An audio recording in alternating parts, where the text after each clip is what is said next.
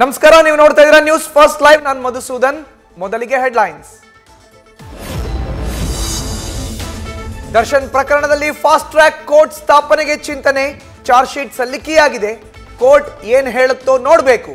ಗೃಹ ಸಚಿವ doctor G Parameshwar ಮಾಹಿತಿ.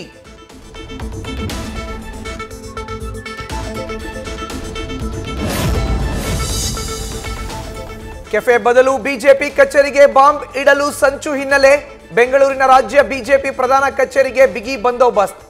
ಎನ್ಐಎ ಸಲ್ಲಿಸಿದ ದೋಷಾರೋಪಣಾ ಪಟ್ಟಿಯಲ್ಲಿ ಸಂಚಿನ ಬಗ್ಗೆ ಉಲ್ಲೇಖ.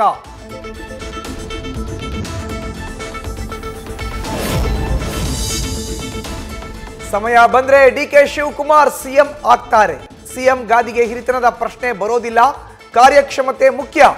ಸಿಎಂ ಸ್ಥಾನದ ಬಗ್ಗೆ ಮಾತನಾಡ್ತಿದ್ದವರಿಗೆ ಶಾಸಕ ಬಸವರಾಜ್ ಶಿವಗಂಗಾ ಟಾಂಗ್.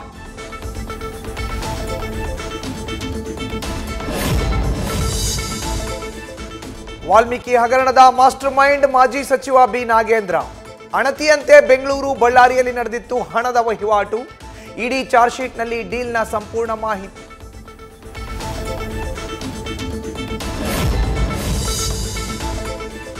ಜಿಮ್ ಟ್ರೈನರ್ ಮೇಲೆ ಹಲ್ಲೆ ಕೇಸ್ನಲ್ಲಿ ನಟ ಧ್ರುವ ಸರ್ಜಾ ಮ್ಯಾನೇಜರ್ ಅರೆಸ್ಟ್.